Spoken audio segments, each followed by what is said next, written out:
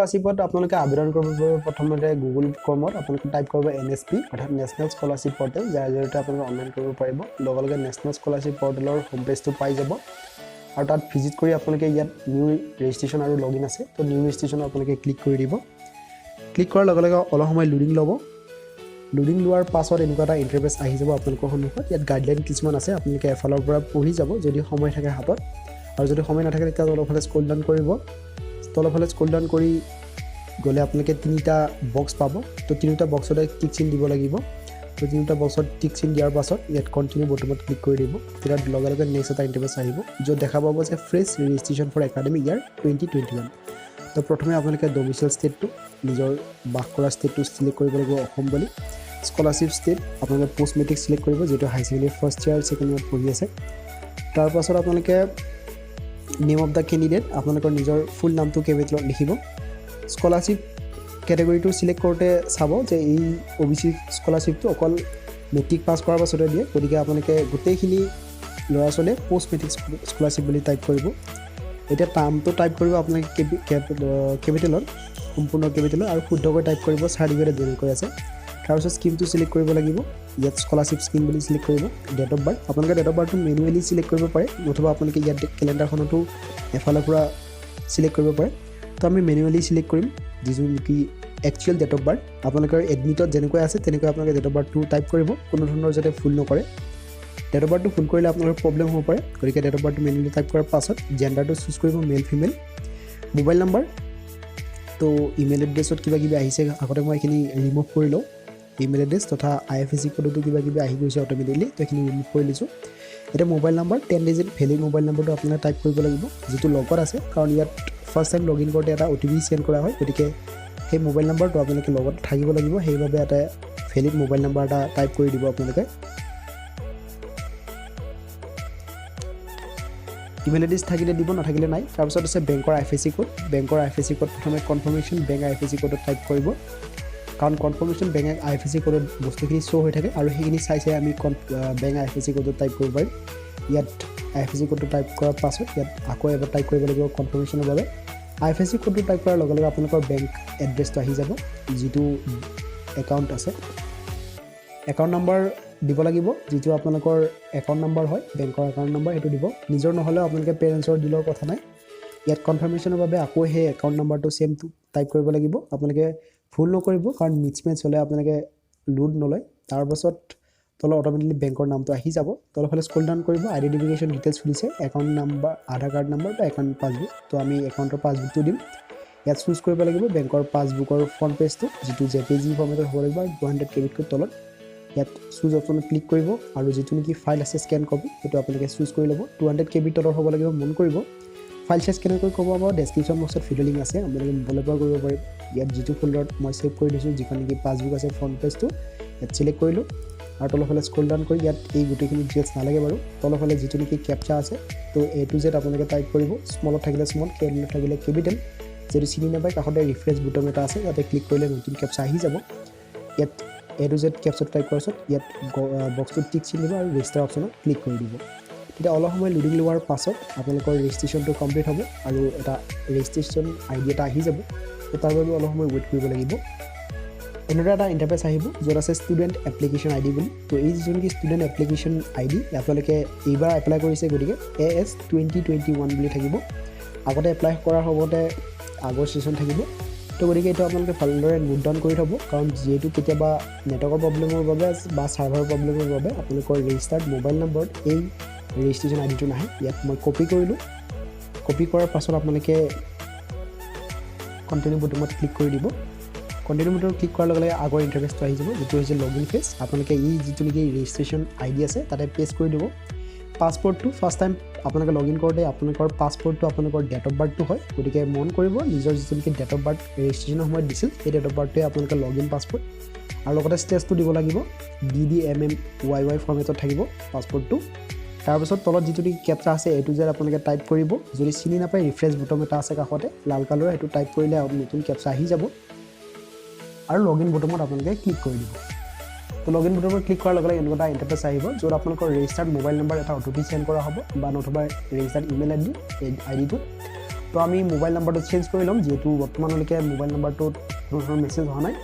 এতিয়া হাতত থকা যিটো নেকি মোবাইল নাম্বাৰ এই মোবাইল নাম্বাৰটো ইয়াত আপডেট কৰিব পাৰিব আপোনালোকে ৰেজিষ্ট্ৰেশ্যন কমপ্লিট হোৱাৰ পাছতো এইটো এটা সুবিধা তো আপডেট নাও অপশ্যনত ক্লিক কৰি দিম নতুন মোবাইল নাম্বাৰটো টাইপ কৰা হোৱাৰ পাছত তাত এটা OTP চেণ্ড কৰা হ'ব আপোনালোকে 6 ডিজিট নে 5 ডিজিট এটা OTP চেণ্ড কৰা হ'ব সেই OTPটোলৈকে ৱেইট অপেক্ষা কৰিব লাগিব OTPটো অহাৰ লগে লগে আপোনালোকে ইয়াত টাইপ কৰিব লাগিব যিটো নেকি মোবাইল নাম্বাৰত OTP আহিব সেইটো 5 ডিজিট কোডৰ হয় আৰু তাত এটা স্মল লেটাৰ কেইটামান পৰফেলৰ লেটাৰ এনেদৰে থাকিব তো যেনেকৈ থাকিব হেনেকৈ আপোনালোকে A to Z টাইপ কৰিব লাগিব আৰু যিটো নেকি তলত বটম এটা আছে কনফাৰ্মেশ্যন OTP তাতে ক্লিক কৰি দিব যদি OTP নাহে ৰিচেণ্ট OTP অপশ্যনটো আছে তাতে ক্লিক কৰিলে আকৌ এবাৰ OTP চেণ্ড হ'ব লগে লগে এনেকুৱা এটা ইণ্টাৰফেচ আহিব য'ত আপোনালোকক পাছপৰ্টটো চেঞ্জ কৰিবলৈ কোৱা হৈছে পাছপৰ্টটো চেঞ্জ কৰিবৰ বাবে কেইটামান ক্ৰাইটেৰিয়া আছে তো আপোনালোকে নিজৰ নামৰ প্ৰথমটো কেপিটেল বাকিকেইটা স্মলত @123 বহুৱাই দিব তো এইটো সেম কনফাৰ্মেশ্যনৰ বাবে তলত আপোনালোকে টাইপ কৰিব আৰু লগত সাবমিট বটমত ক্লিক কৰি দিব তো লগে লগে এনেকুৱা এটা ইণ্টাৰফেচ আহিব যাৰ নামত আপোনালোকে এপ্লাই কৰিছে তাৰ আইডিটো এনেদৰে শ্ব' হ'ব লেফ্ট হেণ্ড সাইডত এটা অপশ্যন আছে য'ত আছে এপ্লিকেশ্যন ফৰ্ম বুলি তাতে আপোনালোকে ক্লিক কৰি দিব লগে লগে আপোনালোকে এপ্লিকেশ্যন ফৰ্মখন ফুল হৈ যাব ইয়াৰ ৰেজিষ্ট্ৰেশ্যনত কৰা অপশ্যনখিনি চিলেক্ট হৈয়ে থাকিব ইয়াত ৰিলিজনটো চুজ কৰিব লাগিব ফাৰ্ষ্ট অফ অল যিটো আছে বিভিন্ন ধৰণৰ ৰিলিজন আছে আপোনালোকৰ নিজৰ হিন্দু মুছলিম খ্ৰীষ্টান শিখ পাৰ্চী কি হয় আপোনালোকে ভালদৰে চাব যদিহে আপোনালোকৰ নিজৰ ৰিলিজনটোৰ কথা গম নাপায় বা ৰিলিজনটো এই লিষ্টখনত নাথাকে তেতিয়াহ'লে আপোনালোকে কি কৰিব তলফালে স্ক্ৰল ডাউন কৰিব স্ক্ৰল ডাউন কৰিলে দেখা পাব য'ত আছে আদাৰ্ছ অপশ্যন তো আদাৰ্ছত চুজ কৰিব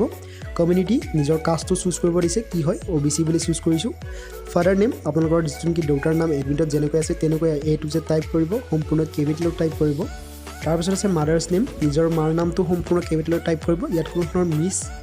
CD এইবিলাক ব্যৱহাৰ নকৰিব সম্পূৰ্ণ যেনেকৈ আছে এডমিট কাৰ্ডত তেনেকৈ আপোনালোকে টাইপ কৰিব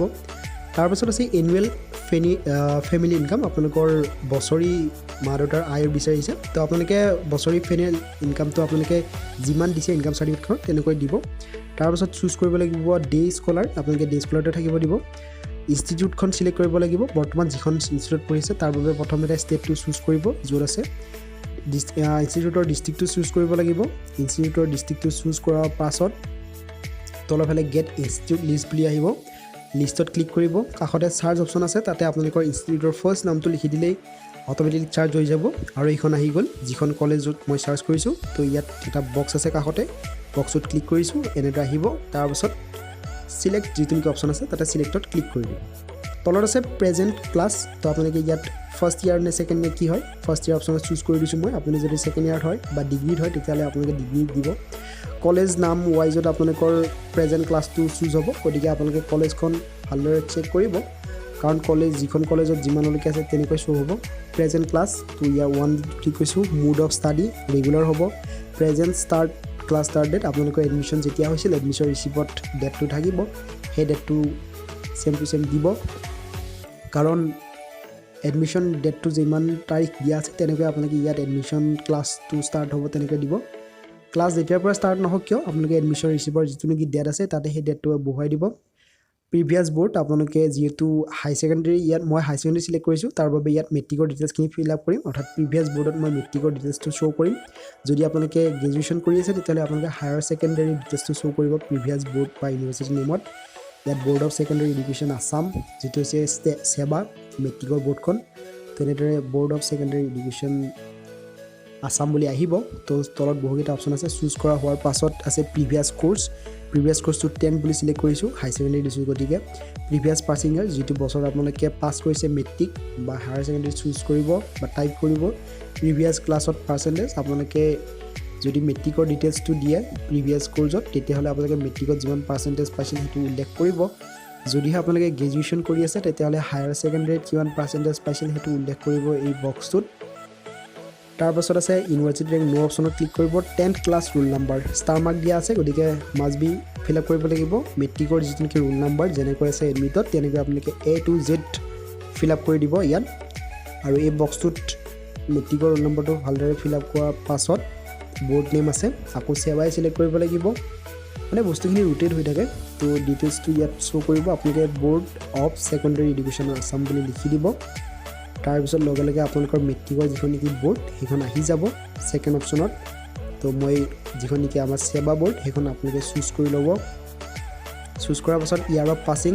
যিটো বছৰত আপোনালোকে মেট্ৰিক বা হাই ছেকেণ্ডাৰী পাছ কৰিছে ইয়াত চুজ কৰিব 10 ক্লাছ 12ৰ ৰোল নম্বৰটো নালাগে কাৰণ যিহেতু মই এবাৰ হাই ছেকেণ্ডাৰী পঢ়িহে আছোঁ তাৰপিছত আছে এইখিনি ষ্টাৰ মাৰ্ক নাই গতিকে এইখিনি ফিল আপ কৰাৰ কোনো ধৰণৰ প্ৰয়োজন নাই য'ত লাল কালাৰ ষ্টাৰ মাৰ্ক নাথাকে সেইখিনি ফিল আপ কৰিব নালাগে আদাৰ ডিটেইলছত ফিল আপ কৰিব লাগিব গাৰ্জেন নেম অৰ্থাৎ নিজৰ দেউতাৰ নামটো দি দিব মেক্সিমামৰ এই গাৰ্জেনটো দেউতাকেই হয় গতিকে দেউতাৰ নামটোৱে ফিল আপ কৰি দিব সম্পূৰ্ণ কেপিটেলত টাইপ কৰাৰ পাছত ইজ ডিছেবিলিটি অপশ্যনত নো থাকিব দিব আপোনালোকে তো ফাদাৰ নেমটো টাইপ কৰাৰ পাছত ডিছেবিলিটি চুজ কৰিব নালাগে তাৰ পাছত আছে মেটেৰিয়েল এইটো চুজ কৰিব নালাগে কোনো ধৰণৰ অপশ্যন চুজ কৰিব নালাগে কাৰণ ডিছেবিলিটি নাথাকে যদি তলত আছে মেটেৰিয়েল ষ্টেটাছ আপোনালোকে মেৰিটেল ষ্টেটাছটো আনমেৰিড দিব পেৰেণ্টছ প্ৰফেশ্যন যদি কোনো ধৰণৰ মা দেউতাৰ যদি কাৰ্যটো বিচাৰি নাপায় তেতিয়া আদাৰ্ছত চুজ কৰিব আৰু গোটেইখিনি যদি ঠিক থাকে ছেভ এণ্ড কণ্টিনিউ অপশ্যনত ক্লিক কৰি দিব লগে লগে এনেকুৱা এটা ইণ্টাৰফেচ আহি যাব য'ত আপোনালোকে state district block taluka house number আৰু লগতে পিন কোড এইখিনি ডিটেইলছটো ফিল আপ কৰি আপোনালোকৰ যিটো নেকি স্কলাৰশ্বিপ স্কিম এইটো ফিল আপ কৰিব লাগিব ডিষ্ট্ৰিক্ট চুজ কৰি তাত আপোনাৰ যিটো ব্লক বা তালুকা হয়তো চুজ কৰিব তাৰ পাছত আপোনালোকে ভালদৰে চুজ কৰিব ব্লক হাউচ নাম্বাৰ যদি জানে দিব নাজানিলে 00 বহাই দিব পিন কোড যিটো নেকি 6 digit pin code must B দিবই লাগিব গতিকে পিন কোডটো আপোনালোকে ভালদৰে টাইপ কৰি লৈ ল'ব তাৰপিছত সিলেক্টেড স্কিম আপোনালোকে ইয়াত দুটা স্কিম শ্ব' হৈ থাকিব মই OBC স্কলাৰশ্বিপৰ বাবে এপ্লাই কৰিছোঁ গতিকে ছেকেণ্ড অপশ্যনত চুজ কৰিছোঁ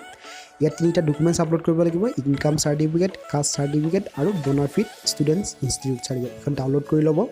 আপোনাৰ নিজৰ নামৰ ৰেজিষ্টাৰ হৈ এখন চাৰ্টিফিকেট ওলাব য'ত প্ৰথমে আপোনালোকে ফটো তাৰপিছত কলেজৰ চিল ছিগনেচাৰ আনিব লাগিব তাৰপিছত এখন আপলোড কৰিব লাগিব এইখন কি কয় বনাফিড চাৰ্টিফিকেট কলেজত গ'লে আপুনি গম পাব বৰ্তমান পঢ়ি থাকোঁতে আপোনাৰ ৰোল নম্বৰ যিটো হয় হাই ছেকেণ্ডেৰী ফাৰ্ষ্ট ইয়াৰ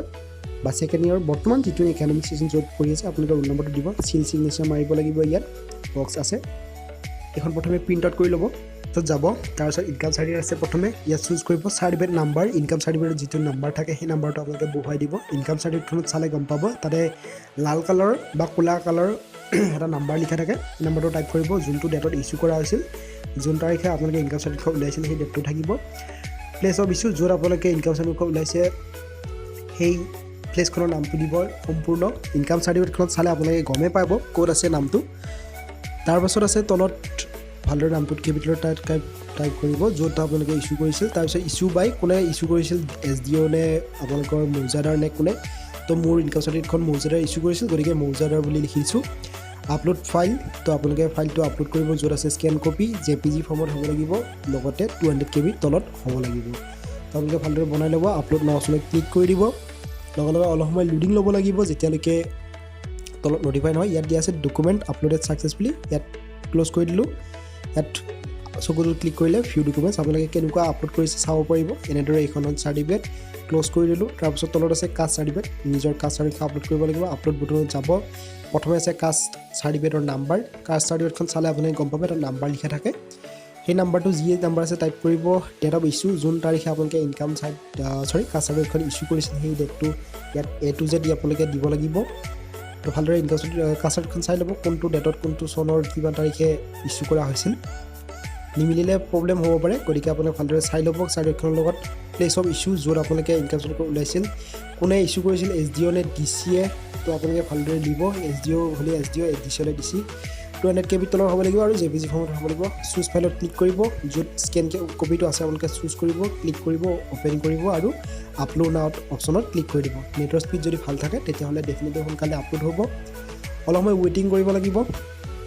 যদি ফাইল সাইজটো 200 KB তলত থাকে তেতিয়াহ'লে ডেফিনেটলি আপলোড হ'ব ইয়াত ডকুমেণ্ট আপলোডেড ছাকচেছফুলি দেখুৱাইছে তো এই উইণ্ডোজটো ক্ল'জ কৰি দিলোঁ তাৰপিছত ইয়াৰ চকু অপশ্যনত ক্লিক কৰিলে আপোনালোকে ডকুমেণ্টছখন চাব পাৰে কি আপলোড কৰিলে কেনেকুৱা কোৱালিটি হ'ল মনাফিড ষ্টুডেণ্টছৰ ইনষ্টিটিউট যিখন ইনষ্টিটিউটৰ পৰা আপোনালোকে উলিয়াব লাগে ইয়াৰ পৰা ডাউনলোড কৰি যিখন ইনষ্টিটিউটত চাইন কৰিব লাগে সেইখন কৈছোঁ অলৰেডি তো ইয়াত চাৰ্টিফিকেট নাম্বাৰ কি দিব আপোনালোকৰ যিটো ৰেজিষ্টাৰ্ড ID সেই ৰেজিষ্ট্ৰেশ্যন IDটো দি দিব অৰ্থাৎ AS202021 এনে যিটো থাকে সেই আইডিটো আপোনালোকে ইয়াত ভালদৰে পুট কৰি লৈ ল'ব ডেট অফ ইছ্যু আছে যোন তাৰিখে আপোনালোকে কলেজত চাইন কৰিছিল তেতিয়া প্ৰিন্সিপালৰ তলত এটা ছিগনেচাৰ তলত এটা ডেট থকা থাকে সেই ডেটটো আপোনালোকে ইয়াত টাইপ কৰিব কোন তাৰিখে আপোনালোকে এইখন কলেজত গৈ ছিগনেচাৰ কৰিছিল ইছ্যু কৰিছিল সেইখন ডেটটো আপোনালোকে A to Z টাইপ কৰিব ক'ত ইস্যু কৰিছে আপোনালোকৰ ইনষ্টিটিউটত যিটো নেকি ডিষ্ট্ৰিক্ট হয় ডিষ্ট্ৰিক্টে ইয়াত টাইপ কৰি দিব চিম্পলকৈ বা যিখিনি নেকি ঠাই তাৰপিছতে ইছ্যুড বাই কোনে ইছ্যু কৰিছিল হেড অফ দ্য ইনষ্টিটিউট বুলি লিখিব